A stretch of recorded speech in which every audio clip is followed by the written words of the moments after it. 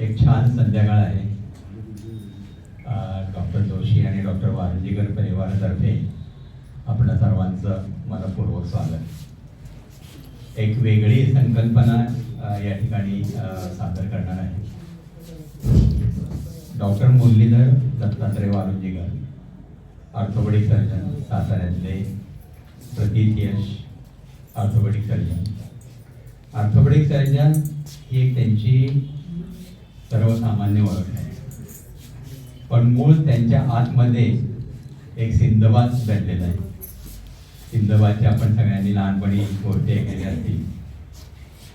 एखादी प्रवास करून आला, थोडंसं तीर्थावर झालं की पुन्हा त्याच प्रवासामध्ये त्यातल्याच वेलकम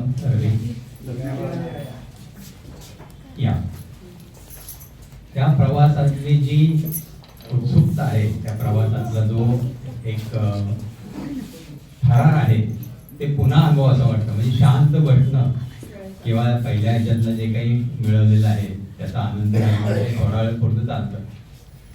तर डॉक्टर वारंजीकरांना मी माझे आत्ते म्हणून जायचे आणि लहानपणापासून त्यांच्या सगळ्या, म्हणजे माझ्या लहानपणापासून त्यांच्या सगळ्या सफरी मी जवळनं बघितलेल्या आहेत. त्यात पहिली त्यांनी गेली ती मानस सरोवरची 1990 साली, 30 दिवसाची अतिशय कठीण असलेली मानस सरोवरची.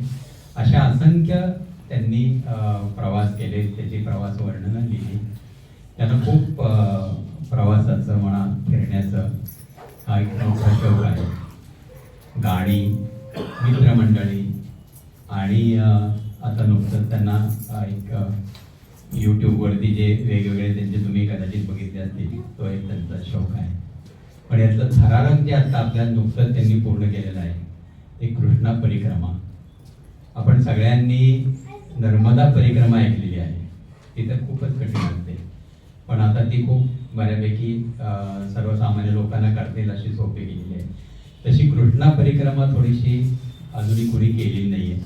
आणि जसं मगाशी म्हटलं मी, सिंधबाद त्यांच्यातला तो उफाळून आला आणि वेगळं काहीतरी करायचं म्हणून त्यांनी ती कृष्णा परिक्रमा केली.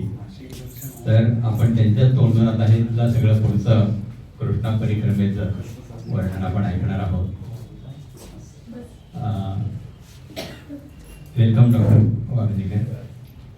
आपल्याला का वाटलं कृष्णा परिक्रमा करावी असं? धन्यवाद संजय. मला वाटलं बहुतेक तो असं म्हणेल की विक्रमार्काने पुन्हा आपला हट्ट सोडला नाही आणि मग परत तो नवीन ठिकाणी जायला सुरुवात केली असं सांगेल. असं आपण मूळ मुद्द्याकडे येऊया. कृष्णा परिक्रमा यात्रा असं मी म्हणतो. आणि पहिला प्रश्न आहे की तुम्ही का केली. मला वाटतं मी कृष्णाबाईचं स्तवन एका श्लोकामध्ये सुरुवात करतो आणि मग आपण पुढे जाऊया.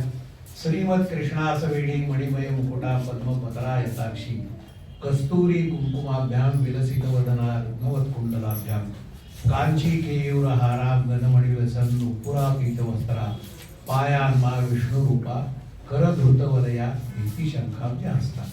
याच्यामध्ये कृष्णाबाईचं अतिशय सुंदर वर्णन केलेलं आहे. याच्या खोलात मी जात नाही. कृष्णा परिक्रमा मी का केली हा जसा एक प्रश्न आहे त्याच्यामध्ये, तर कृष्णाबाई म्हणजे कृष्णा नदी ही सातारा जवळून वाहते. आमचं मूळ गाव लिंब, माझा आजोळ आरळ, कर्मभूमी आणि जन्मभूमी सातारा. याच्यामुळे कृष्णेशी माझा फार जवळचा संबंध आलेला आहे. कृष्णा आता महाबळेश्वरवरून खाली आलेली आहे, कराडपर्यंत किंवा सांगली, कोल्हापूर या भागात बघितली जाते. पुढं ती कुठं जाती, लोकांच्या भावना काय आहेत, लोकांची मतं त्याच्याबद्दल काय, कुठले उत्सव होतात, तिकडं काय काय पिकं निघतात, हे सगळं कृष्णेला जाणून घेणं हे मला महत्वाचं वाटलं त्याच्यामध्ये. दुसरं असं की ज्या वेळेला आपल्या जबाबदाऱ्या संपतात किंवा आपण बऱ्यापैकी मोकळं होतो, तेव्हा आपल्याला काय वाटतं ते आपण करायला पाहिजे. म्हणजे एखाद्या वाटेल मी गाणं म्हणावं, एखाद्या वाटेल मी नाटक बघावं, तसं मला वाटत होतं की कृष्णा नदीकडे आपण नदीच्या बरोबरीनं जावं आणि त्या दृष्टीनं मी कृष्णा परिक्रमा केली. आता जसं संजयनी सांगितलेलं आहे की नर्मदा परिक्रमा ही रूढ आहे, त्याप्रमाणे मी थोडंसं असं म्हणेन की मला प्रवाहाविरुद्ध जाण्याची सवय आहे. म्हणजे जी लोक सामान्य गोष्टी करत नाहीत त्या मी करतो. माझ्या युट्यूबवरही तुम्ही बघितले तर नेहमीची ठिकाणं तुम्हाला त्यात दिसणार नाही, तुम्हाला त्याच्यात वेगळीच ठिकाणं दिसतील. नंतर लोक विचारतात ते आहेत कुठं, म्हणजे एक आहे म्हणजे फोटो काढल्यानंतर मी दिसतो त्यामुळे ते ठिकाणं आहेत, मी तिथं जाऊन आलो असं दिसतं. तर कृष्णाबाईच्या समवेत जाणं हा माझा एक त्याच्यातला मूळ हेतू होता. आणि याच्यामध्ये पुढच्या याच्यात येऊ आपण की कशी तयारी किंवा काय करायची याबद्दल येऊ. परंतु कृष्णाबाईवर श्रद्धा असणं आणि तिच्याबरोबर जाणं ही एक माझी पहिल्यापासून इच्छा होती आणि म्हणून मी कृष्णा परिक्रमा करायचं ठरवलं आणि त्याप्रमाणे मी सुरू केली. खरं तर मी असं म्हणेन की मी सुरू केली असं म्हणण्यापेक्षा ही कृष्णाबाईनं माझ्याकडनं करून घेतलेली. कारण इदम न मम, आपण खरं म्हणजे कोणच नसतो, त्या प्रारब्धानं आपल्या गोष्टी हातून होत असतात किंवा आपल्याकडनं केल्या जातात आणि त्याप्रमाणे ही परिक्रमा केलेली आहे. ही सगळी पंचमहाभूत आहेत, त्यातलं जल म्हणजे नदी काय भाग आपण त्याला भूगोल असतो, इतिहास असतो, संस्कृती असते. या सर्व याच्यामध्ये आपले निरीक्षण काय म्हणजे कृष्णाने जर भूगोल असेल, इतिहास असेल किंवा त्याची संस्कृती असेल याबद्दल आपण आम्हाला सांगावं. कृष्णा नदीबद्दल जर बोलायचं झालं तर पश्चिम किनाऱ्यापासून पूर्व किनाऱ्यापर्यंत जाणारी महाबळेश्वर हे जवळजवळ पश्चिम किनाऱ्याला आहे. आपण बंगालचा उपसागर म्हणजे कोरोमंडल या ठिकाणी जातो आणि या ठिकाणाहून कृष्णा नदी जाते. कृष्णा नदीचा जर आपण विचार केला तर ही जवळजवळ 7 कोटी किंवा त्याच्याही मागची गोष्ट असेल की ज्यावेळी सूर्यापासून पृथ्वीचा जन्म झाला तो तप्त लोह गोल होता आणि त्या लाव्हारसातून सह्याद्रीची निर्मिती झाली. नंतर हिमयुग आलं आणि त्याच्यामधून असं म्हणूया आपण की पाणी जे वाहत गेलं समुद्राकडून म्हणजे सर्वात उंच भागाकडून त्याच्यामधून जी निर्माण झालेली आहे म्हणजे सर्वात दूरवर जाणारी अशी कृष्णा नदी आहे. सुमारे 1500 किलोमीटर झाली. याच्यात होतं काय की सह्याद्री हा सगळ्यात जुना पर्वत आहे, हिमालय हा नंतर उत्पन्न झालेला आहे. त्यामुळं गंगा, यमुना, सिंधू, शरयू या सगळ्या अलीकडच्या नद्या आहेत. त्यामुळे त्या नद्यांच्या दृष्टीनं कृष्णा नदी ही कृष्णामाई किंवा कृष्णा आई, कृष्णाबाई असा त्याचा उल्लेख येतो. पुराणातल्या खूप मोठ्या गोष्टीमध्ये मी जात नाही, परंतु समर्थ रामदास स्वामींचा कृष्णा नदीशी फार जवळचा संबंध आला आणि त्यांनी जी आरती केलेली आहे त्यामध्ये त्यांनी स्पष्ट म्हणलेलं आहे, 12 वर्षा अंते भेटे भागीरथी साक्षात करुणी येती महाबळेश्वर तीर्थी. म्हणजे गंगा कृष्णाला भेटायला येते अशी पुराणातली हकीकत आहे की गंगेमध्ये अनेक लोकांनी स्नान केलं, गंगा पापानं मलिन झाली, तेव्हा ती भगवान शंकरांना शरण गेली, म्हणली प्रभू मी काय करू. त्यांनी सांगितलं की तू तुझ्या आईला जाऊन भेट कृष्णेला. आणि म्हणून कर्नाटकामध्ये शूर्पाली म्हणून गाव आहे, शूर्प म्हणजे सूप, तिथं गंगा नदी आली, कृष्णाला भेटली, तिनं सुपानं दान दिलं म्हणून ती शूर्पाली. त्या ठिकाणी नरसिंहाचं देऊळ आहे, ते अतिशय सुंदर आहे, बघण्यासारखं आहे, त्या खोलात जात नाही. परंतु ह्या सगळ्या नद्या कृष्णेला भेटायला कृष्णा कुणाला भेटत नाही. कृष्णा एकदम भेटते ती समुद्राला आणि मग तिच्या ह्या उपनद्या. आपण भूगोलाकडे ज्या वेळेला येतो त्यावेळेला ही महाबळेश्वरवरून सुरू झालेली आहे. महाराष्ट्र, कर्नाटक, तेलंगण आणि आंध्र या 4 प्रदेशातून जाते. या 4 प्रदेशातून जात असल्यामुळं आपल्याला भाषेचं ज्ञान असणं सुद्धा गरजेचं असतं. एक बाजू त्याच्यातली हा भूगोलाचा भाग आहे. हे ज्यावेळेस थोडीसं परिक्रमेबद्दल मी माहिती देईन त्यावेळेस तुम्हाला सांगेन मी कसं कसं आपण जातो काय आहे त्याच्या दृष्टीनं. तर इतिहास हा जो भाग येतो म्हणजे कृष्णा नदी आणि इतिहास याचा सुद्धा फार मोठा जवळचा संबंध आहे. आता असं होतं, मी मगाशी सांगितलं होतं पौराणिक कथेमध्ये फार मी जात नाही, परंतु एक पौराणिक कथा जसं काही पुराणातल्या गोष्टी ज्या आहेत त्या कितपत विश्वास ठेवायचा असा एक भाग येतो त्याच्यात. परंतु ब्रह्मदेवानी तपश्चर्या जेव्हा विश्वनिर्मिती केली आणि त्यांना थकवा आला तेव्हा ते म्हणले की तपश्चर्या जातो कुठं, तर ते महाबळेश्वरला गेले. आपणही जातो हल्ली महाबळेश्वरला विश्रांती घ्यायला. पण तपश्चर्या केल्यावर नेहमीप्रमाणे इंद्रात शंका आली काय हा इंद्रपद गिर वगैरे सोडून देऊ. परंतु त्याच्यामधून मग ही सगळी नद्यांची निर्मिती तिथूनच झालेली आहे. ब्रह्मदेवाचं कमंडलू लाल रंगाचं आहे आणि पुराणात असं म्हणलेलं आहे की ते कमंडलू लवंड आणि त्याच्यातून 108 नद्या निघाल्या. गमतीची गोष्ट अशी की कृष्णा तिच्या उपनद्या आणि त्यांच्या उपनद्या ह्या 108च आहेत. नद्यांचा ज्यावेळेला उगम होतो त्यावेळेला लाल रंगात, कारण ते डोंगरातून येणारं जे लाल पाणी आहे, लाल कमंडलू लाल नद्या 108 नद्या हे पुराणात सांगितलेलं आहे, ते आपल्याला आता दिसून येतं. हा एक त्याच्यातला योगायोगाचा भाग। इतिहास हा विषयाकडे येतो त्यावेळेला आपण शिवाजी महाराज म्हणजे हे पुराणातल्या गोष्टी झाल्या। शिवाजी महाराजांचा कृष्णा नदीचा अतिशय जवळचा संबंध, ज्या ठिकाणी उगम झाला त्या ठिकाणी अफजल खानाचा वध झाला। मगाशी मी सांगितलं जसं शुरपाली गाव आहे तिथं नरसिंहाचं देऊळ आहे, कृष्णेकाठी अनेक ठिकाणी नरसिंहाची मंदिर आहेत। मला खात्री आहे की जिजाबाईंनी ज्या वेळेला शिवाजी महाराजांना अनेक पुराणातल्या गोष्टी सांगितल्या त्यावेळी हिरण्यकश्यपू प्रल्हादाची गोष्ट आवर्जून सांगितलेली असणार आहे। आणि हे शिवाजी महाराजांच्या लक्षात होतं। धोमला ज्या वेळेला तुम्ही नरसिंहाचं देऊळ बघता अतिशय सुंदर तिथलं कोरीव काम आहे, एका बाजूला उग्र नरसिंह एका बाजूला शांत नरसिंह आहे। तर शिवाजी महाराजांनी हिरण्यकश्यपूचं जसं विष्णूंनी पोट फाडलेलं आहे नरसिंहानं, तसं अफजल खानानं कोथळा बाहेर काढलेला आहे। दोन्ही हातामध्ये वाघ नखा आहे, पोट फाडलेलं आहे आणि त्याला बाहेर काढलेलं आहे, म्हणजे ठार केला असं म्हणू आपण हवं तर त्याच्यामध्ये। तर हा तो इतिहास। दुसरा असं अफजल खान वध केल्यानंतर तिथं महाबळेश्वराचं महाबळ म्हणून जे देऊळ आहे महाबळेश्वर कोटेश्वर त्या ठिकाणी सोन्याचा कळस शिवाजी महाराजांनी लावलेला आहे। सुमारे 1665 साली जिजाबाईंची सुवर्ण तुला तिथंच केलेली आहे, ती महाबळेश्वरच्या देवळामध्ये।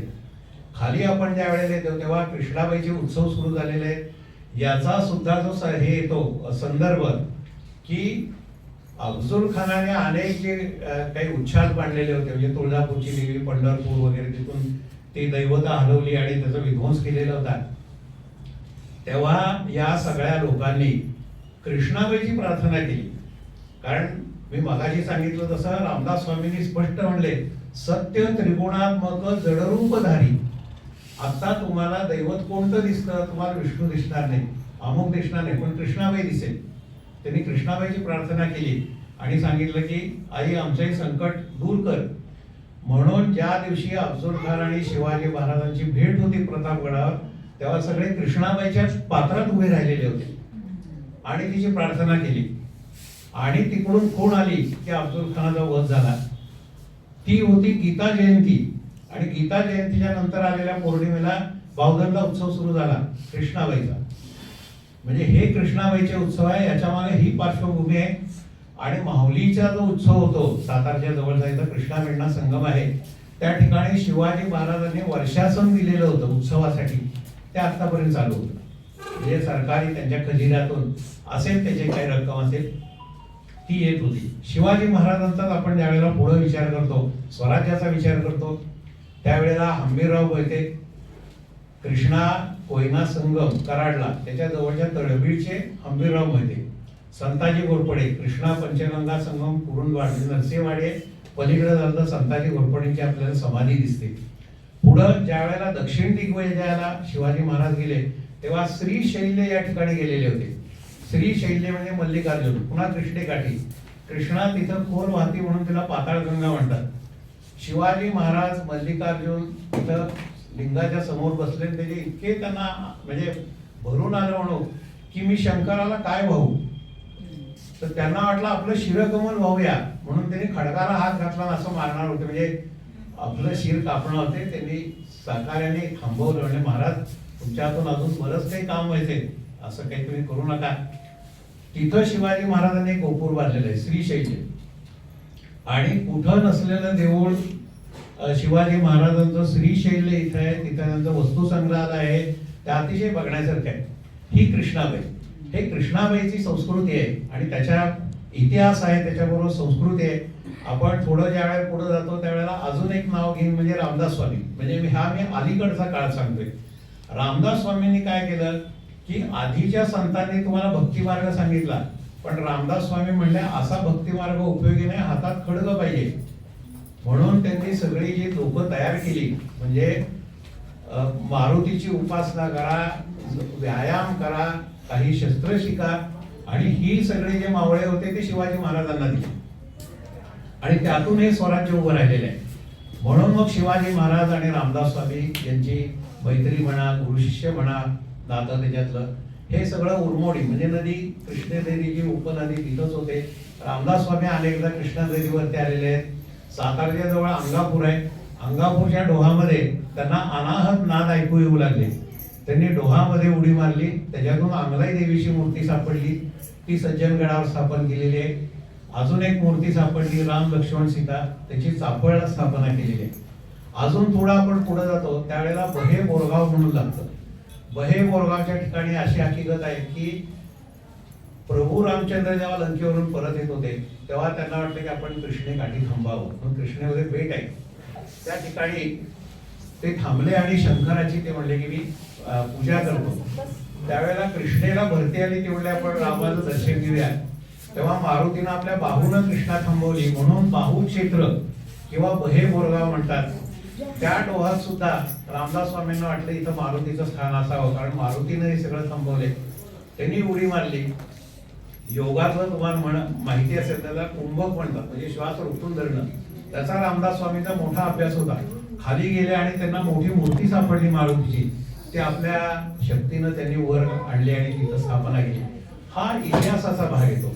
हा इतिहासाला थोडा संस्कृतीचा भाग येतो. उत्सव सुरू झालेले आहेत. उत्सवाकडे मी थोडंसं परत येईन, म्हणजे त्याचं पुनरुत्थान होणं गरजेचं आहे. ज्या वेळेला आपण कृष्णेची ही सगळी परिस्थिती बघतो तेव्हा त्यावेळेला हा थोडासा भूगोल असा भाग येतो, इतिहासाचा भाग येतो आणि थोडा संस्कृतीचाही भाग येतो. आपण पुढच्या प्रश्नाकडे वळूया. आर्य संस्कृती आपण म्हणतो की संपूर्ण नद्यांच्या काठी फळा फुलाला आली, तसंच कृष्णेकाठी सुद्धा ही संस्कृती निर्माण झाली. त्या कृष्णेकाठी असंख्य मंदिर आणि शिल्प आहे, ती खूप बघण्यासारखी आणि त्यांचं वर्णनही ऐकण्यासारखं आहे. त्याबद्दल आम्हाला काही सांगा. कृष्णा नदीकाठी अनेक संस्कृती उदयाला आल्या. अनेक राजधान्या कृष्णा नदीकाठी आहेत. महाबळेश्वर तिथूनच सुरू करू. आता तुम्ही म्हणा महाबळेश्वर कुठे राजधानी होती? स्वातंत्र्यपूर्व काळामध्ये उन्हाळ्यामधली राजधानी ही महाबळेश्वर होती, कारण तिथं येऊन तो गव्हर्नर राहायचा आणि तिथून सगळे ते त्याचे खलिदे किंवा काय जात असत. नंतर आपण ज्या वेळेला पुढे येतो त्यावेळेला ह्या बाकीच्या संस्कृतीने बघतो त्यावेळेस नागार्जुन कोंडा म्हणजे नागार्जुन सागरचं जे मोठं धरण आहे तिथं जी सगळी गोष्टी सापडलेल्या आहेत बुद्ध संस्कृतीच्या, त्यावेळी तिथं सुद्धा ते राजधानीचं शहर होतं. त्यानंतर पुढे आल्यानंतर तुंगभद्रा आणि कृष्णा त्याचा संगम कर्नूल जवळ आहे. कर्नूल आंध्रची राजधानी होती. हैदराबादच्या तुम्ही थोडं पुढे गेला तिथं मुसी आणि कृष्णा त्याचा वाडापल्ली संगम आहे. त्या मुसीच्या काठी आहे हैदराबाद. हैदराबाद पुन्हा तेलंगणाची राजधानी. पुढं तुम्ही जाता ज्या वेळेला कृष्णा जिल्हा विजयवाडा, विजयवाडा पुन्हा आंध्रची राजधानी. या सगळ्या राजधान्या. तुम्ही दत्तांचा जर विषय घेतला तर नरसोबावाडी ही दत्त क्षेत्राची राजधानी समजली जाते. हा तर या सगळ्या राजधान्या कृष्णेकाठी आपल्याला दिसतात. आता आपला जो देवळांचा प्रश्न आहे तर अनेक मंदिरं कृष्णेकाठी. कृष्णेकाठी मंदिरं जास्त जी आहेत किंवा कुठल्याही नदीकाठी असतात ती म्हणजे शंकराची असतात. शंकरांची मंदिरं असल्याचं मला समजलेलं किंवा लक्षात आलेलं कारण म्हणजे बहुतेक ती समाधी स्वरूपात असतात. कारण नद्यांचं हे म्हणजे हेतू त्याच्याकडे पुढे येऊ आपण. बहुतेक सगळे अंत्यविधी आणि हे तिथं होतात किंवा हे सगळं झाल्यानंतर आता माहुली सातारच्या जवळची जिथं कृष्णा वेण्णा संगम आहे. तर मगाशी सांगता म्हणजे मी या गोष्टी थोड्या टाळल्यामुळे आपण कृष्णा नदी ही विष्णू रूप आहे, वेण्णा नदी जिथं भद्रा म्हणून नाव आहे ती शिवस्वरूप आहे आणि कुकुदमती म्हणजे कोयना नदी ही ब्रह्मस्वरूप आहे. तर कृष्णेला ह्या दोन्ही नद्या मिळतात, कृष्णा वेण्णा. मी असं बघितलं की कृष्णा आपण इथपर्यंत म्हणतो सातारपर्यंत, नंतर तिचं सगळीकडे नाव कृष्णा वेण्णा म्हणूनच आहे. कराडला गेला तर कृष्णा वेण्णा उत्सव, विजयवाड्याला गेला तर कृष्णा उत्सव, कृष्णा वेण्णा म्हणा. कृष्णा वेण्णा पुष्करालू उत्सव म्हणजे 12 वर्षानंतर एकदा फार मोठा उत्सव तिथं कन्याघातामध्ये केला जातो. तर ही कृष्णा वेण्णा. आणि कराडला मिळते ती ब्रह्म म्हणजे ब्रह्मदेव. म्हणून तिन्ही देव तुम्हाला एकत्र आलेले आहेत कृष्णा नदीमध्ये असं म्हणून ही दत्तांची जी स्थान आहेत. म्हणून आता सांगितलं कुरुंदवाड ही राजधानी समजली आहे आपला नरसोबावाडी. आणि तोच जर विषय घेतला आपण याच्या दत्तस्थानाचा तर कृष्ण म्हणजे महाबळेश्वर वाई हे मुख समजलं जातं. कुरुंदवाड हे हृदयस्थान आहे. कुरवपूर हे नाभिस्थान आहे. आणि आपण कोरोमंडलचा किनारा किंवा कृष्णा जिल्हा घेऊ ते पादस्थान आहे कृष्णा नदीचं. हे या सगळ्या गोष्टी येतात. मंदिरांचा विचार करता आपण एक श्रीशैल्य मगाशी त्याच्याबद्दल थोडंसं बोललेलं आहे. कृष्णेची उपनदी भीमाशंकर, इथं भीमाशंकर म्हणजे ते सुद्धा 12 ज्योतिर्लिंगातलं स्थान तिथं आहे आपल्याला दिसतं. मी नरसिंहाची तुम्हाला अनेक स्थानं सांगितली पैकी धूमला एक आहे, कोळे नरसिंगपूर त्या ठिकाणी एक आहे, शूरपाली सांगितलं, कोपर म्हणून एक आहे कर्नाटकातच, रायचूरला जाताना कोपर लागतं. कोपरची फार मोठी हकीकत आहे. पुन्हा थोडं इतिहासात गेलं तर कुरुंदवाडला जे बांधलेलं आहे देऊळ आज सुद्धा बघा, त्याच्यावर मंडप पण असं म्हणजे शिखर वगैरे फार दिसत नाही. ते विजापूरच्या बादशाच्या मुलीचे डोळे गेले होते. त्याला सांगितलं की तू दत्ताला नवस बोल. नवस बोलला, ते डोळे मुली दिसायला लागलं, म्हणून त्यांनी ते छत बांधले. त्या पद्धतीचं दिसतं आपल्याला. तो एक भाग तसंच कोपरला झालेला आहे. कोपरलाही सांगितलं की बा तू इथं देवस्थानला काहीतरी कर, म्हणजे तुझ्यावरचं संकट दूर होईल, म्हणून ते त्यांनी बांधलेलं आहे विजापूरच्या बादशाने. हा एक आपण ज्यावेळी लक्षात घेतो विषय. त्याच्याच बरोबरीने मी बघाशी कृष्णावेणी असं जे म्हणलो, तर कृष्णाबाईची स्थानं म्हणजे कृष्णा नदी जसं कृष्णाबाईच्या मूर्ती आहेत. महाबळेश्वरला एक दिसती, खाली आल्यानंतर आरळे या ठिकाणी एक शकुंतलेश्वर देऊळ आहे, त्या ठिकाणी दिसती. नरसोबावाडीला गेल्यानंतर मी त्यांना जेव्हा विचारलं की इथं कृष्णाबाईची मूर्ती आहे का, तोंडला आहे. कुठं आहे? तोंडला देवळाच्या मागच्या बाजूला आहे. मी परत प्रदक्षिणा घालून आलो. म्हणलं अरे कुठं आहे? तोंडला थांबा. त्यानं ते दुसऱ्या मुलाला ते सगळं काम दिलं, मला हातात धरून घेऊन आलं. म्हणलं ही बघा, ही कृष्णाबाईची मूर्ती. ते जे तुम्हाला पादुका आणि हे सगळं दिसतं त्याच्या दक्षिण बाजूला ती मूर्ती आहे. नंतर पुढं गेल्यानंतर ज्यावेळेला विजयवाड्याला जातो तेव्हा मोठा पुतळा आहे कृष्णाबाईचा. हे दोन ठिकाणी आहे. अमरापूर म्हणून जी दुसरी राजधानी म्हणून आता बनती, त्या ठिकाणी सुद्धा कृष्णाबाईचा पुतळा आहे. पुन्हा आपण ज्यावेळेला दत्तस्थानाकडे येतो, म्हणजे आता शंकराची स्थानं बघितली आपण, नरसिंहाची बघितलेली आहे, गणपतीची सुद्धा स्थान आहे. पैकी वाईचा गणपती, महागणपती म्हणतात, तो मोठा आहे. अंगापूरचा, मगाशी मी रामदास स्वामींचा जो उल्लेख केला की अंगापूरच्या डोहात मूर्ती सापडल्या, त्या अंगापूरचा गणपती, माझ्या माहितीनं अंगापूर हे एकच गाव आहे जिथं गणेश उत्सवात गणपती बसवत नाहीत. तो एकच गावचा गणपती, तोच सगळ्यांचा गणपती. घरामध्ये कुणाच्या गणपती नसतो. मोरया घ्या दोरया म्हणून ते म्हणतात. जसं गणपतीचं आहे तसं कर्नाटकामध्ये यलगुरू म्हणून आहे कृष्णाकाठी. यलगुरूला मारुतीचं अतिशय सुंदर स्थान आहे. मारुतीचं स्थान म्हणजे आपण मारुती समोर शांत बसलो, मारुतीकडे बघितलं तर आपलं वाटतं बहुतेक मारुती बोलणार आपल्याशी. इतकं सुंदर स्थान आहे. अर्थात त्याच्यामध्ये तुमचं म्हणजे हे हृदयचे ते हृदय हे जुळलं पाहिजे, ही गोष्ट खरी आहे, पण आनंद होतो त्याच्यामध्ये. या कृष्णकाठात ज्या वेळेला आपण पुढे जातो त्यावेळेला दत्तांची स्थानं महत्वाची का, तर जेव्हा पूर्ण परिक्रमा केली, मी नरसिंह सरस्वतींच्या बद्दल बोलतो. पहिल्यांदा ते औदुंबरला आले, तिथं चातुर्मास होता म्हणून 4 महिने तिथं राहिले. तिथून उठून ते कुरुंदवाड म्हणजे कुरुंदवाडच्या ठिकाणी आता नरसोबावाडी म्हणून आपण, त्या ठिकाणी ते आले. त्या ठिकाणी 12 वर्ष तपश्चर्या केली. त्याने आपल्या पादुका ठेवल्या आणि गाणगापूरला गेले. गाणगापूरला भीमा अमरजा, भीमा पुन्हा कृष्णेची उपनदी, तिथून जवळच कृष्णा आणि भीमा यांचा संगम आहे. त्याला निवृत्ती संगम म्हणतात. रायचूरच्या जवळ आहे. आणि रायचूरच्या तिथं तुम्ही पुढे गेला की ते कुरवपूर लागतं. कुरवपूरला श्रीपाद श्रीवल्लभ म्हणजे पहिले अवतार हे नरसिंह सरस्वती. श्रीपाद श्रीवल्लभ त्या बेटावर राहिले आहेत. त्यांच्या अनेक काही लीला आहेत. आणि तिथं या दोन्ही ठिकाणी कुठं समाधी नाही. दत्तस्थानात एक लक्षात घेते की दत्तस्थानाचे अवतार समाप्ती ही कर्दळी वनात म्हणजे श्रीशैल्यची जी पाताळगंगा आहे तिथं हे दोन्ही गेलेले आहेत आणि तिथं त्यांनी अवतार समाप्ती केलेली आहे. म्हणजे कुरवपूरला समाधी नाही, कुरवपूरला त्यांचं कर्मभूमी आहे. तिथं आपण दर्शनाला जातो. कर्दळी वनात ते गुप्त झाले आहेत आणि कालांतरानं स्वामी समर्थ म्हणून ते उदय पावलेले आहेत. त्या वारुळातून आपल्याला जे दिसतात कर्दळी वनामध्ये. तर दत्तांची ही अतिशय आवडती नदी, त्यामुळे दत्त संप्रदायातले जे लोक आहेत त्यांनी कृष्णा नदीला अवश्य जावं आणि तिचं दर्शन घ्यावं असं मी सुचवेन. पुढचा प्रश्न. धबाबा तोय आदळे असं रामदासांनी म्हटलेलं होतं. हे नद्यांचं रौद्र स्वरूप काही काही ठिकाणी त्यांना दिसलं, त्याच्यावरून त्यांनी केलं. मग आपण रामदास स्वामींच्या बद्दल बरंचसं ह्या कृष्णा नदीच्या अंशांगाने सांगितलंय. अजून काही संतांच्या त्या निमित्तातून आपल्या आठवणी आहेत का? जसं अनेक दैवत कृष्णेकाठी आलेले आहेत, त्याच्यामध्ये फार फुलांचे अनेक ऋषी होते. आता अगस्त्याची म्हणजे तिथं अगस्त्य ऋषी सुद्धा कृष्णेकाठी येऊन गेलेले आहेत. धौम्य ऋषी आहेत, भृगु ऋषी आहेत, त्यांचे आश्रम दिसतात आपल्याला. अनेक कथा त्याच्याबरोबर येतात. देवांच्या संदर्भातल्या सुद्धा कृष्णेकाठी अनेक कथा आहेत. त्या खोलात मी जात नाही त्याच्यामध्ये. संतांचा जो भाग आहे रामदास स्वामींच्या बद्दल मी बरंच तुम्हाला काही सांगितलं आहे.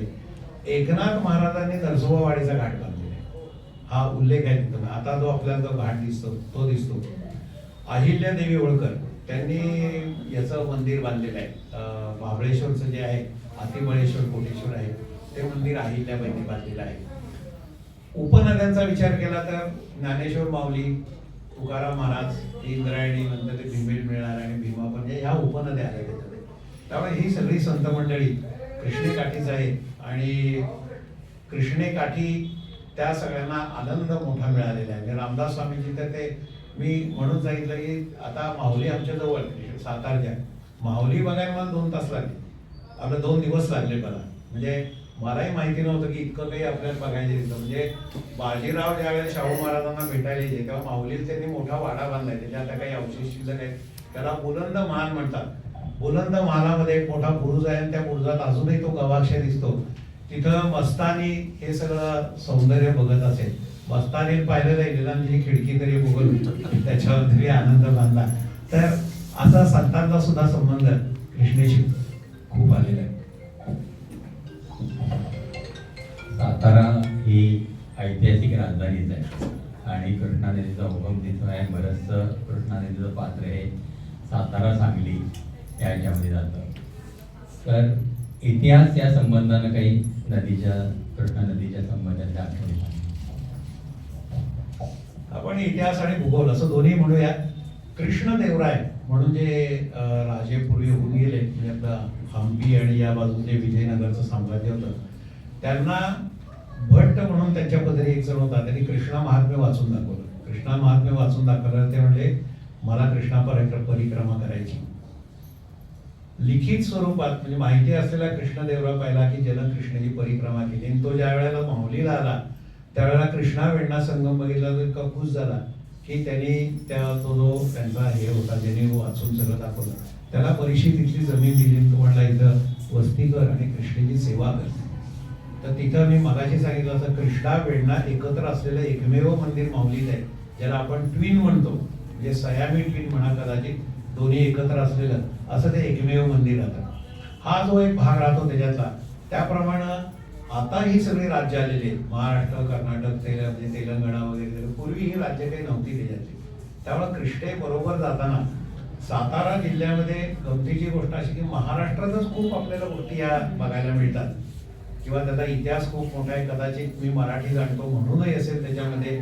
परंतु ज्या वेळेला कृष्णेचं उगम होतो, पंचगंगा मंदिर म्हणून आहे, ते प्रत्यक्ष तिथून नाही कृष्णा त्याच्या मागून येते आणि तिथं सुद्धा ती नुसती कुंडात पडताना दिसती. तुम्ही पाहिलेलं आहे, महाबळेश्वरला गेला तिथं ती गुप्त होते. अजून परत खाली जावं लागतं, मग तिथं मूळ कृष्णाचं देऊळ आहे. आणि तिथूनही पुढे गेल्यानंतर जोर म्हणून गाव आहे. तर जोरच्या ठिकाणी जे खाली गेलो तेव्हा लोक तिथले म्हणतात की इथून कृष्णाबाईनं उडी टाकलेली, म्हणजे तो लोंढा सगळा खाली पडतो. ही जी सुरुवात मी केलेली आहे ती संजयच्या बरोबर केलेली आहे. म्हणजे तो सुरुवातीचा तरी साक्षीदार आहे त्या ह्याच्यातला. त्यामुळं त्याच्याही काही याच्यातल्या आठवणी आहेत. असो, आपण पुढे येतो त्यावेळेला, ज्या वेळेला आपण पुढे येतो त्यावेळेला सातारा, वाई, ही कराड तालुका, हे सगळे सातारा जिल्ह्यातले येतात. त्या ठिकाणी अनेक ठिकाण आपल्याला बघता येतात. नंतर सांगलीमध्ये ज्यावेळेला जातो तेव्हा हरिपूरच्या इथं वारणा आणि कृष्णा संगम आहे. अनेक संगम आपल्याला बघता येतात त्याच्यामध्ये.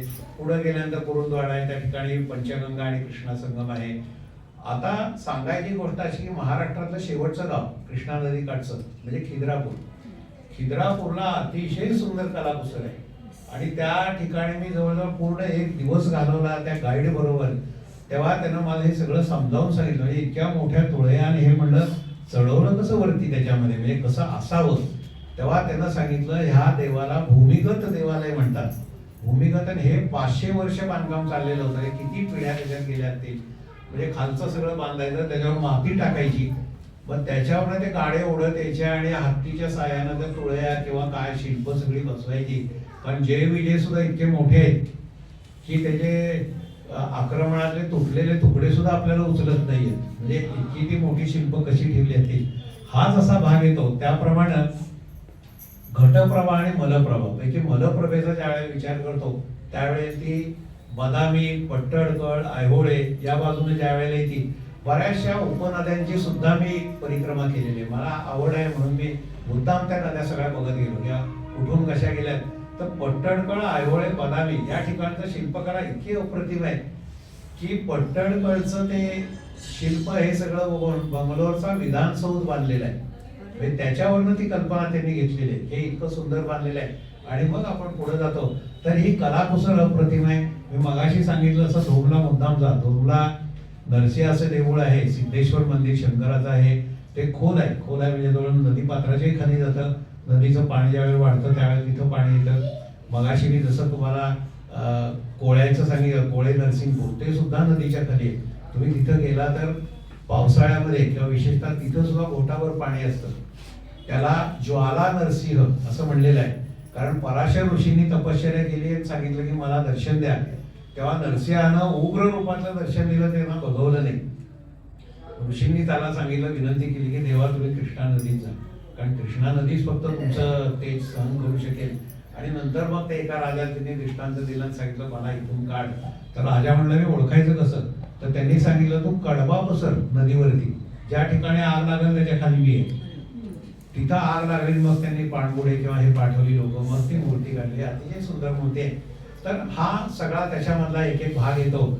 आणि मग तिथून आपण पुढे जातो तर हा जसं खिद्रापूरचं देऊळ सांगितलं, हे सांगितलं तसं वाईच्या धोमच्या देवळाचा कलाकुसर अतिशय सुंदर आहे. म्हणजे त्याच्यावर पुष्करणी आहे, मोठं कासव आहे, एवढं मोठं कासव दगडातलं आहे, त्याच्यावर पुष्करणी आहे, त्याच्यावर नंदी आहे.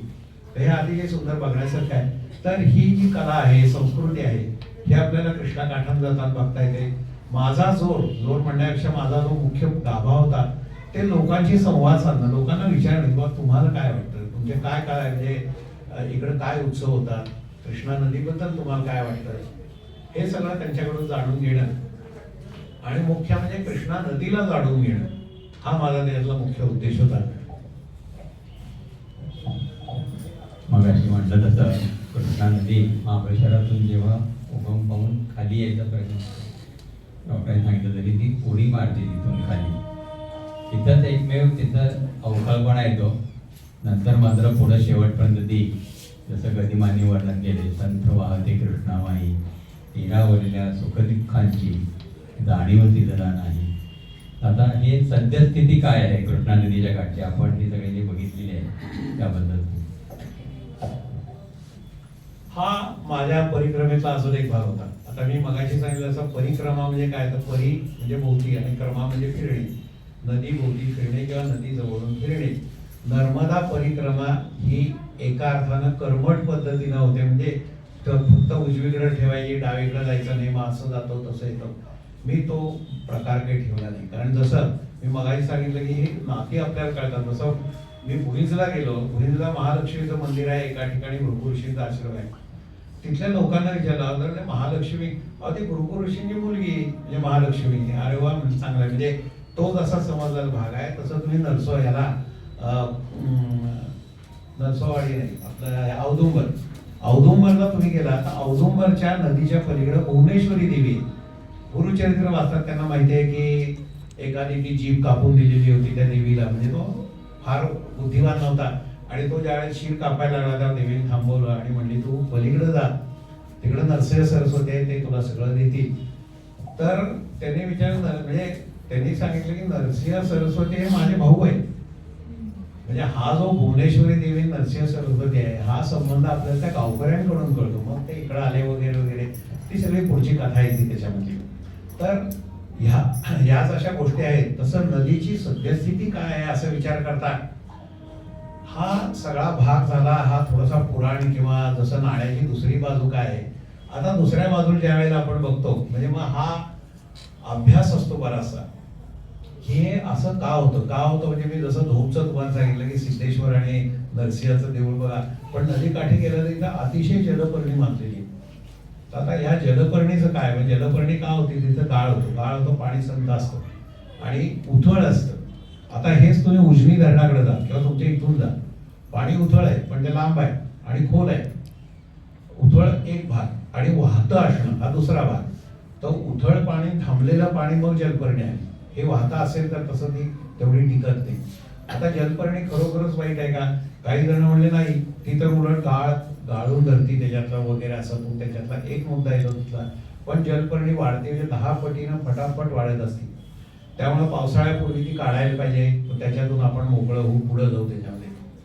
आता जसं म्हणलं मी की नदीकाठी सुजलाम सुफलाम प्रदेश केलाय, पण त्यामुळे औद्योगिकरण आलं.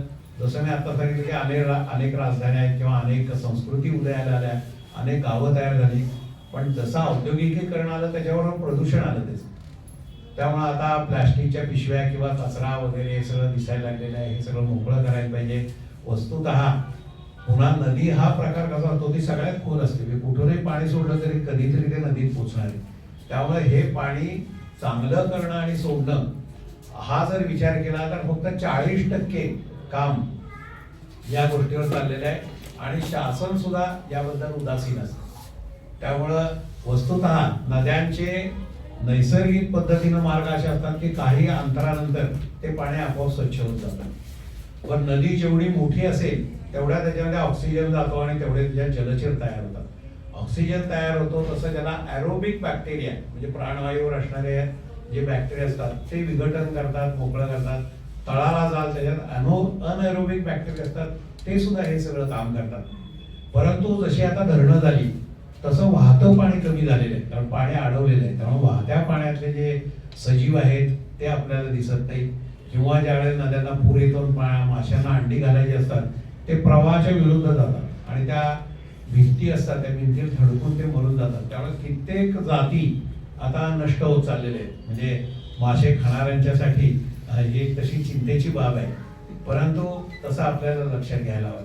ते फार मोठं काम आहे, आपल्याला करायला पाहिजे. महागाळ साचतो, पुढं जातो, त्याच्यात खरं काय म्हणजे या गोष्टी फारशा टाळता येणार नाही. धरणं बांधायला पाहिजे, त्यातनं वीज येते, पाणी मिळतं आपल्याला, हे सगळं आहे. पुन्हा मागाचा जो भाग येतो की खरोखर नदीचा आज उपयोग काय, म्हणजे हा सध्या स्थिती काय. पूर्वी लोक नदीवर आंघोळीला जायचे, नदीचं पाणी घरी घेऊन यायचे, कपडे धुवायला जायचे, जनावरं घेऊन जायचे, जनावरांना पाण्याला घेऊन जायचे. आता काय तुम्हाला स्विमिंग पूल आहेत, नदीवर जायची गरज नाही. तोटी सोडली की पाणी येतं, नदीवर जायची गरज नाहीये. कपडे धुवून मिळतात, नदीवर जायची गरज नाही. अगदी वाटलं तर तुमची देवळं आहेत तिथं जाता, काही ठिकाणी उत्सव होत असतील तर त्या ठिकाणी जाता. अगदी शेवटचा भाग म्हणजे नदी काठी राहतात, त्यांची एक इच्छा असती की मगाशी जर संजयने सांगितले पंचतत्वातून हा सगळा उगम आहे. तर ज्या वेळेला पृथ्वीवरती पहिलं पाणी आलेलं आहे त्या पाण्यातूनच अमिबा आलेला आहे. म्हणजे एक पेशी आहे आणि मग हे सगळं वाढलेलं आहे. त्यामुळे पाण्याला सुद्धा मी सजीव म्हणेन, कारण पाणी वाहते सारखं. आणि नदीच्या अनेक रूप आहेत, आपल्याला ती वेगवेगळ्या ऋतूत बघितली पाहिजे. दिवसाच्या सुद्धा मी रात्री 12-1 वाजता सुद्धा नदीवरती गेलेलो आहे. जसं पावसाळ्यात जातो तसं उन्हाळ्यातही जा. उन्हाळ्यामध्ये धरणं ज्या वेळेला आपण बघतो त्याचं पाणी खूप कमी झालं असतं, त्यात गेलेली देवळं दिसतात, अनेक दैवत त्या ठिकाणी आहेत. आणि ज्या वेळेला त्याचे जे सुना उघडलेला दिसतो तसे ते देवळांचे अश्रू आहेत असं वाटतं आपल्याला. असा तो त्याच्यातला एक नदीचा भाग होतो. तर हे सगळं फार मोठं काम आहे आणि हे आपल्याला करायला पाहिजे. पण बघूया. आणि त्याच्यातून मला असं वाटतं की काय करायचंय, तर मला वाटतं उत्सवांचं जरी पुनरुज्जीवन केलं, कारण लोकांना माहिती आहे की म्हणजे थोडी श्रद्धा आहे त्याच्यामध्ये. आता जी श्रद्धा एवढीच राहते की माझं अंत्यकार्य नदीकाठी व्हावं आणि माझी अस्थी कृष्णा नदीमध्ये विसर्जन व्हाव्यात, एवढ्यापुरतं थोडंसं हे मर्यादित राहतं. ते थोडंसं आपल्याला अजून वाढवायला हवं. कोलंबच्या बाबतीत शिरवाडकरांनी जे म्हटलं होतं, अनंत आमची देया शक्ती अनंत आशा किनारा तुला पामराला. डॉक्टरांचे सगळं वर्णन ऐकताना, त्यांचा जो प्रवास ऐकताना आपल्यासारख्या लोकांना तर आपण पामरत असल्यासारखं वाटतं. याच्यामध्ये प्रत्येक नदीची एक ओढ असते, आस असते की शेवटी सागराला जाऊन मिळायचं. कृष्णा नदी जो सुरू होते अगदी छोटासा त्याचा उगम आपल्याला महाबळेश्वरला बघायला मिळतो. पण कृष्णा नदीचा शेवट कुठं आणि तो तुम्हाला कसा अनुभवता आला याबद्दल आम्हाला ऐकण्याची खूप उत्सुकता आहे. त्याबद्दल आम्हाला साधारण आपण उत्तर रंगाकडे येतोय. म्हणजे बरेच लोक कंटाळे असतील किंवा आता भावना येईल त्याच्याने. मी कृष्णा नदीचं तुम्हाला हे सांगतो, ज्याला सागर संगम म्हणतात. साधारण मच्छलीपट्टण किंवा आता कृष्णा जिल्हा म्हणतात, तर त्या ठिकाणी मी गेलो आणि मच्छलीपट्टण या गावात गेल्यानंतर मी म्हटलं काय पहिल्यापासून लहानपणापासून वाचलंय कृष्णा नदी बंगालच्या उपसागराला मच्छलीपट्टण इथे मिळते. म्हटलं जाऊ मच्छलीपट्टणच्या किनाऱ्यावर, आपल्याला समजा इथं नाही तिथं सांगतील वगैरे, थोडी मागं पुढं कुठंतरी असेल. तर तिथं गेल्यानंतर पहाटे मी जायचं ठरवलं. की पहाटे म्हणजे ड्रायव्हरला सांगायचं जे या भागाकडे परत केव्हा तरी येईन की तुम्हाला दुभाषी लागतो. कर्नाटक निदान मला समजतं, काही बोलायला असेल तर कानडी बोलणारा माणूस असेल चांगला, तसंच पुढं तेलुगू आणि याच्या म्हणजे तामिळनाडू आणि इकडं सुद्धा दुभाषी लागतो. त्याला मी सांगितलं आपण पहाटे निघू लवकर. ज्या वेळेला मी निघालो त्यावेळेला गाय आणि तिचं वासरू आणि ती तिचं दूध पिती ही मला एका ठिकाणी दिसली. भारद्वाज पक्षी गेला. म्हणलं हा चांगला शुभ संकेत आहे, आज आपल्याला छान कृष्णा नदीचं दर्शन होणार, म्हणून आम्ही गेलो तिथं. आणि मच्छलीपट्टणच्या त्या किनाऱ्यावर गेलो. पहाटेची वेळ होती, फार लोक आलेले नव्हते. त्या ड्रायव्हरला बघ रे कुठं आहे कृष्णा नदी. बरं एक 2-3 जणांना त्यानं थांबवलं आणि त्याच्या भाषेमध्ये विचारलं. त्यांनी त्याच्याकडे बघितलं, एकदा माझ्याकडे बघितलं आणि इथं नाही कृष्णा नदी. काय म्हणलं इथं नाही म्हणजे बघ कुठं आहे. तर त्यांना ते दुसरं गाव सांगितलं. म्हणलं किती लांब आहे. तो काही बोलला नाही, पण ते मला नंतर कळलं की ते 90 किलोमीटर लांब होतं. असू दे म्हणलं काय हरकत नाही. आणि जसं म्हणतो की काही अज्ञानातच सुख असतं. दुसरं म्हणजे रस्ते खराब, कुठं बोर्ड नाही, म्हणजे बोर्ड असतील पण ते आपल्याला वाचता येत नाही, हा एक भाग. पण तो हळूहळू जात आम्ही त्या हमसाला देवी म्हणून आहे त्या ठिकाणी पोहोचलो. पोहोचल्यानंतर तिथं गावकऱ्यांना विचारलं की समुद्र किनारा कुठे आहे. आता इकडून इकडं आलो, आता तर कृष्णा नदी कुठं जात नाही म्हणलं. पण तिथं जसं कृष्णा वर्ल्ड सँक्च्युरी म्हणून आहे की तिथेही जंगल आहे, वन खात्यात आहे ते. मगाशी माझं बोलता राहिलं म्हणजे जंगल आहेत. एक आमचं कोयनानगरचं अभयारण्य आहे, व्याघ्र अभयारण्य. तसं नल्लामलई म्हणजे श्रीशैल इथं सुद्धा अभयारण्य आहे.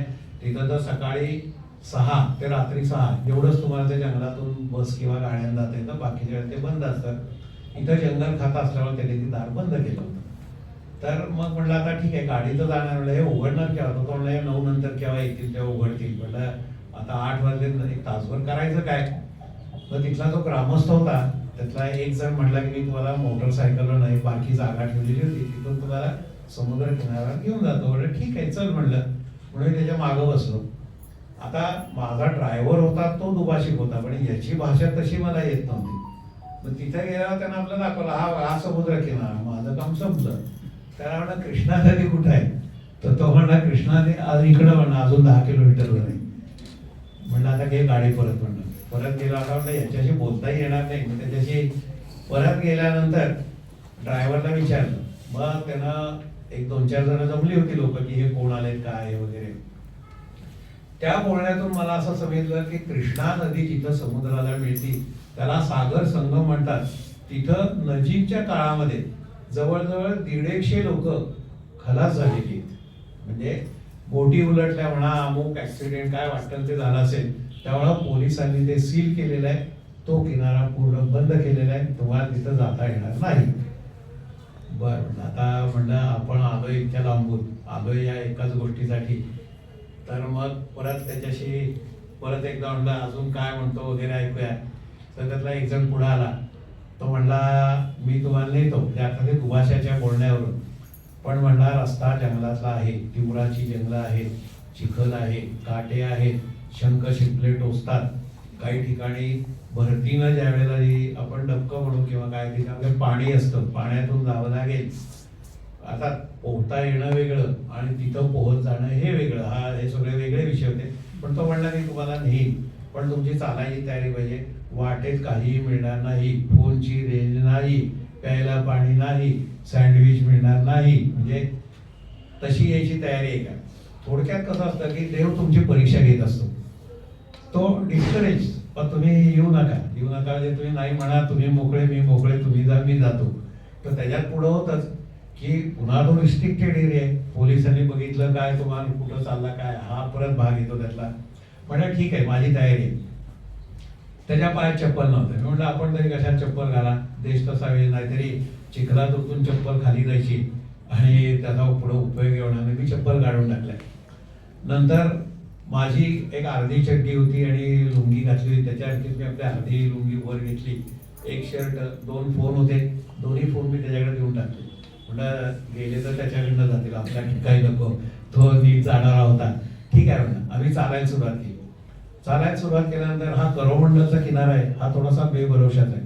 म्हणजे कधी वादळ येईल, कधी पाऊस येईल, कधी सुनामी नाही पण मोठ्या लाटा येतील वगैरे, काही सांगता येत नाही. परंतु आम्ही निघालो त्यावेळेस सुद्धा दमट वास सगळीकडे पसरलेला, थोडा माशांचा वास.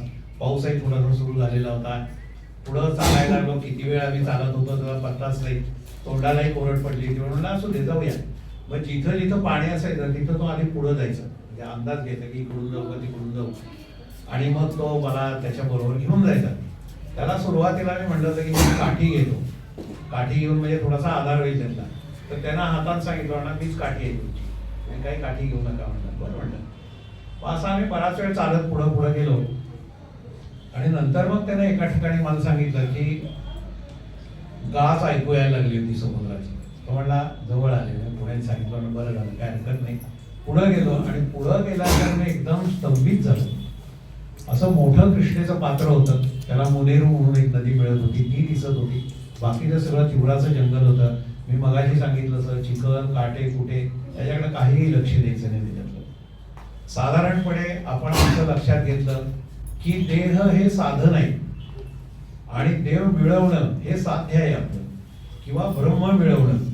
आता ब्रह्म काय याच्याबद्दल आपण फार बोलत जाते त्याच्यामध्ये, परंतु ते कळल्यानंतर मग तुम्ही देहाची आसक्ती सोडून दिली. म्हणजे मग तुम्हाला या गोष्टी त्याच्यामध्ये काही आड येत नाही की मला तहान लागली, मला अमुक काहीही होत नाही त्याच्यामध्ये. तसं नंतर मग पुढे गेल्यानंतर मी बघितलं की कृष्णा नदी आणि समुद्र, कृष्णा आणि नदी समुद्र याच्यामध्ये साम्य झालेलं, दोन्ही एकमेकांना मिळालेले होते. आणि त्या मोठ्या याच्यावरती आपण कॅनव्हास म्हणूया की वर आकाश आहे मोठं, म्हणजे जसं आपण महाभूत म्हणतो, पृथ्वी आग तेज वायू, वाराही थोडासा सुटायला लागलेला होता, बारीक थेंब यायला लागलेले होते. आणि याच्यामध्ये त्या कॅनव्हासवर एक ठिपका सुद्धा नसेल इतका मी बारका त्याच्यामध्ये दिसलो. आणि त्या दृष्टीनं कृष्णाबाईचं दर्शन झालं. म्हणलं आपलं आता भरून पावलं. म्हणून त्याला सांगितलं की मला म्हणलं स्नान करायची इच्छा आहे. तर तो म्हणला मी जाऊ देईन, पण म्हणला मी तुम्हाला आज जास्त जाऊ देणार नाही. आणि ही गोष्ट खरीच होती, कारण तिथं काही घडलं तर तुम्हाला वाचवायला कोण येणारच नव्हतं, आणि येण्याची शक्यताच नव्हती, कारण त्या रस्ता नव्हता, वाट नव्हती, काहीच नव्हतं त्याच्यामध्ये. तर पहिल्यांदा मी गेलो, पाणी हातात घेतलं, नमस्कार केला. त्या वाळूही थोडीशी त्याच्यामध्ये होती, त्याचाही नमस्कार केला. तो माझ्याबरोबर आत येत होता. मी जितकं आत जात होतो नदीच्या बरोबर समुद्रामध्ये, आणि कृतकृत्य झाल्याचं समाधान होतं. तेवढ्यात एक लाट आली आणि जसं आपण तो पायाखालची वाळू सरकली तशी वाळू सरकली आणि कृष्णाबाईंना अलगद मला आपल्या ओट्यामध्ये घेतलं. तो एक साष्टांग नमस्कारच होता. मी उभा राहिलो आणि उभं राहिल्यानंतर म्हणलं की आई, म्हणलं हे किती छान गोष्ट आहे. म्हणलं मी महाबळेश्वरनं आलो, तुझा माहेरचा माणूस आहे. अर्थात या माझ्या मनातल्या भावना आहेत. म्हणलं तुला कधी आठवण येते का आपल्या आई वडिलांची किंवा महाबळेश्वरच्या डोंगराची, जिथून तुझी सुरुवात झालेली आहे.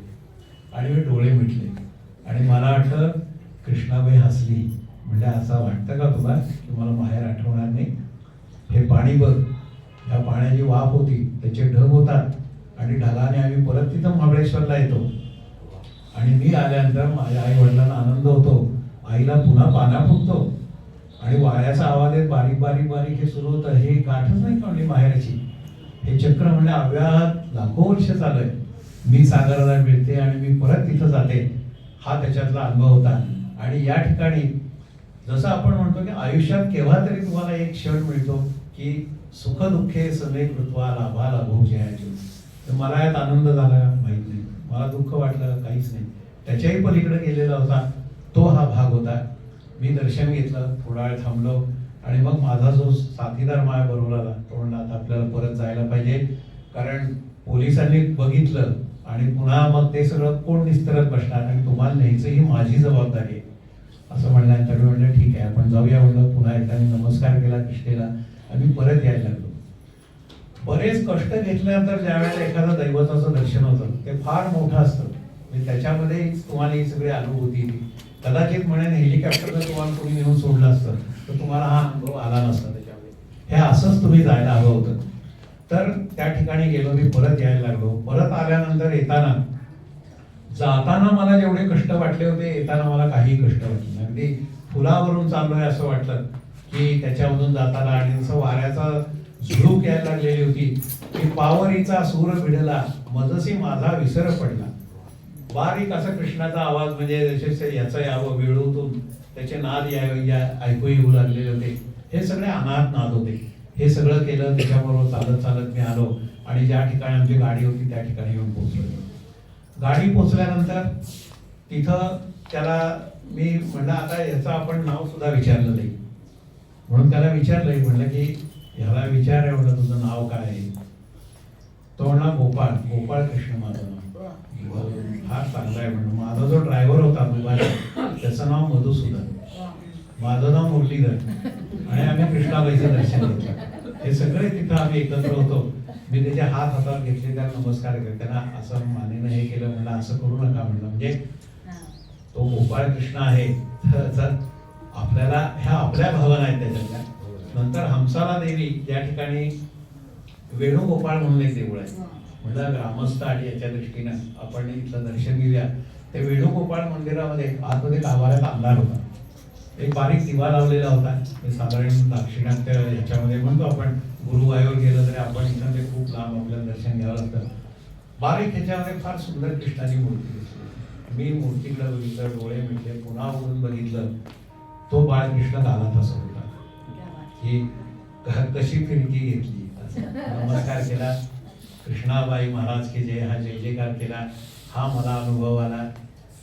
आपुल्या बळे नाही मी बोलत, सखा भगवंत वाचा त्याची, साळुंखी बोलत असे मंजुळवाणी, बोलविता धनी बिगळाची. मी जे काही सांगितलं ते तिथून सांगितलेलं आहे. ओढिले भांडार धन्याचा हा माल, मी तो हमाल भारवाही. हे सगळं जे आहे ते भगवंताचं आहे. किंवा ज्ञानेश्वरांनी जसं म्हणलेलं आहे, म्या पामरे काय बोलावे उत्तरे, परी त्या विश्वंभरे बोलवले. जे काही चांगलं आहे ते विश्वंभरचं आहे, चुका आहेत ते माझ्या आहेत. तुम्ही ऐकून घेतलं, धन्यवाद, नमस्कार.